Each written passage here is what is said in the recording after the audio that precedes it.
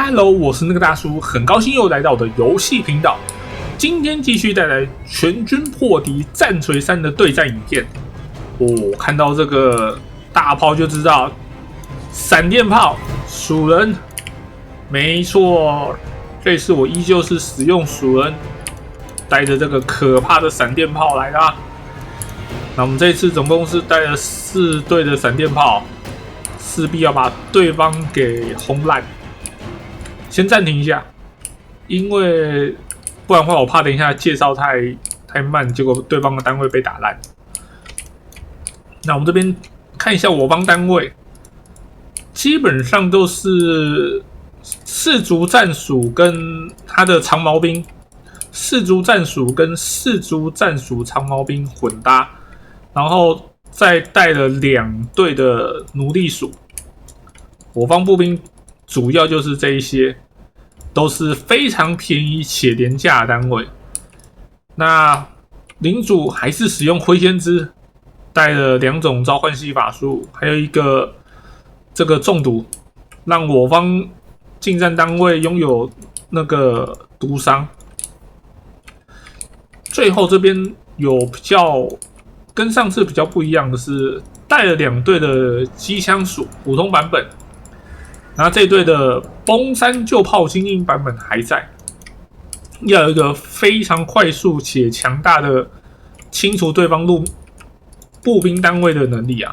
那这2个的话看状况，他要打单体也可以，然后要打步兵其实也不算差。然后我们这边看一下，这次的对手是吸血鬼海岸，然后有带着贝斯女王，贝斯女王的破坏能力很强，针对步兵或者是其实他打大炮也是可以。你看他的那个攻击模式是一个很高的抛物线，它是一个炸药，然后丢下来，然后会造成一个范围蛮大的不断持续的燃烧伤害。这个贝斯女王真的很可怕。通常来讲，如果出到这个话，一定要在第一时间把贝斯女王先打掉，这个太恐怖了。然后这边配了一个英雄枪炮尸妖，那主要就是像是填装弹药啦、增加命中等等之类的，辅助远程单位。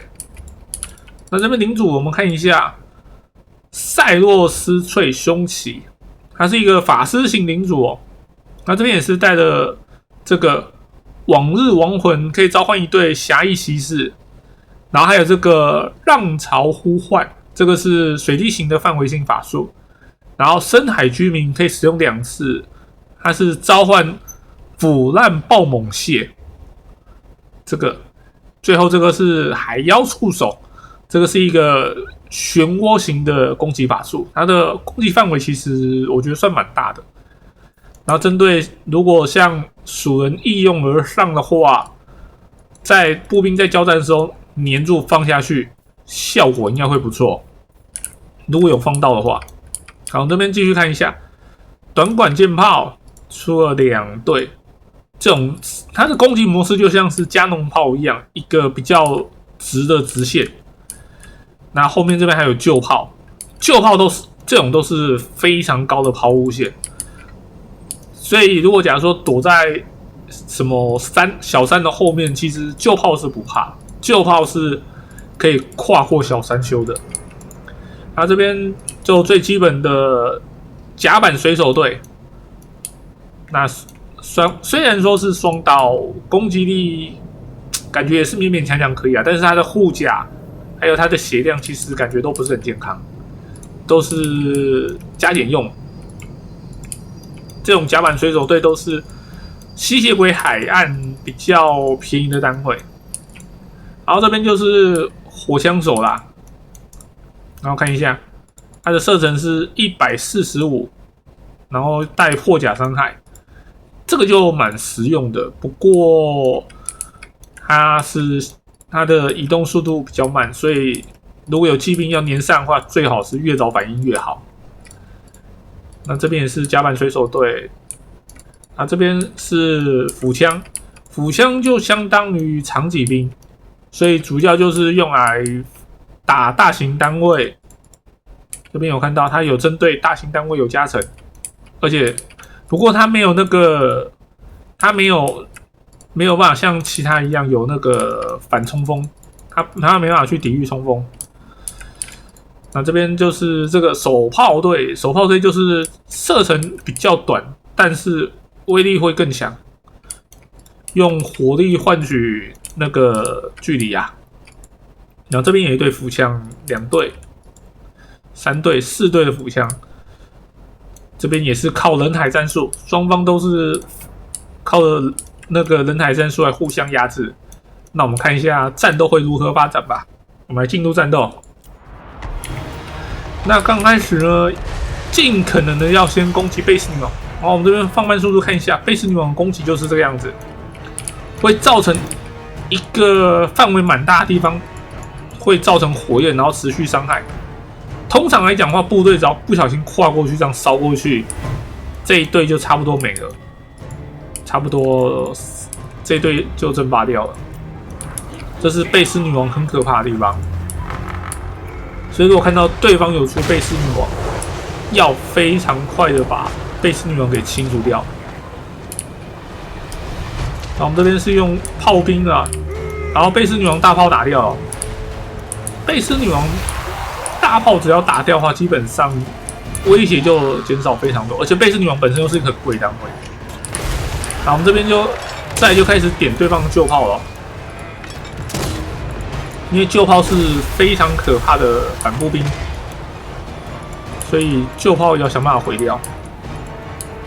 然后再来就是要把对方的这个短管舰炮要摧毁掉，把对方的炮兵都毁掉，这样让我方会有非常大的优势。这时候不知道为什么对方会带着炮兵一起跑路。其实你炮兵如果在跑路的话，问题就怎么讲？你在走的时候速度上都很慢，你没办法做输出，而且这样跑着跑着，很有可能会被对方抓掉。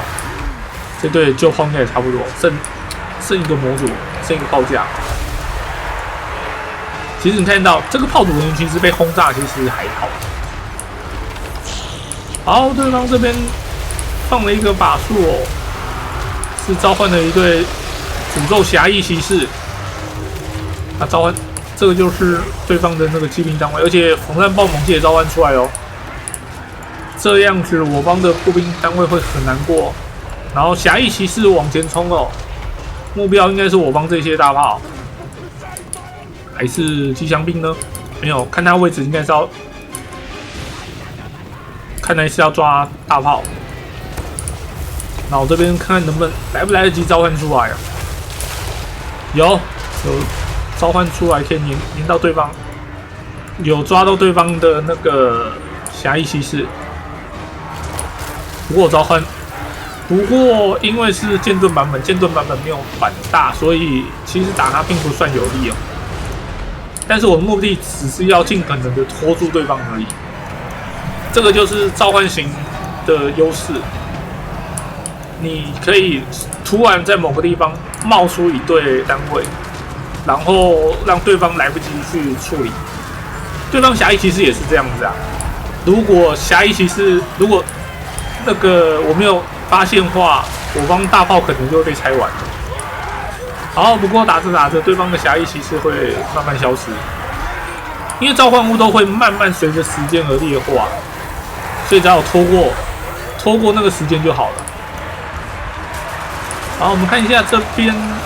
一大堆近战步兵在不断的交战哦，这个非常的，这个人数非常的众多啊，而且对方贝斯女王的炮架那个人员都跑下来打了，他们炮兵都没事做了。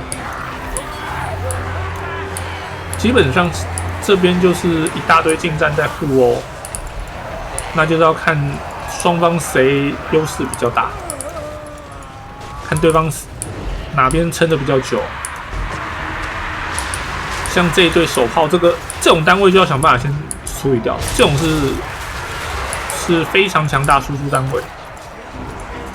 不过相对的，只要近战能黏住他，他就好吧，黏不住，蜀人的士气又没了。但蜀人常常发生这种事情，就是打着打着，然后自己士气就突然就没了，然后就开始跑路。